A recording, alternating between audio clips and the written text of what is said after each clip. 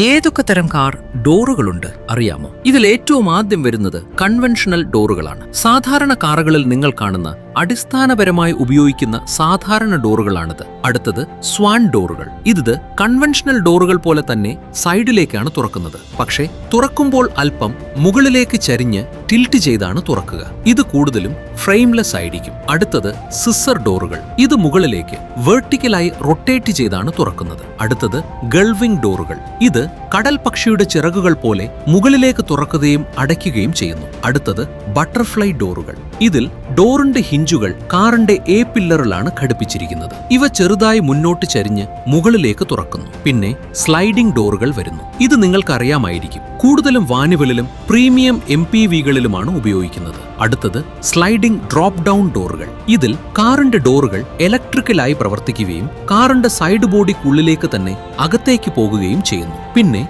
ഏറ്റവും അപൂർവമായി കാണുന്ന കാനോപ്പി ഡോറുകൾ വരുന്നു. ഇത് എയർക്രാഫ്റ്റ് കാനോപ്പികളിൽ നിന്ന് പ്രചോദനം ഉൾക്കൊണ്ട് നിർമ്മിച്ചതാണ്. ഡോറുകൾക്ക് പകരം കാറിന്റെ മുൻഭാഗം മുഴുവനായി തുറന്നു പോകുന്നു.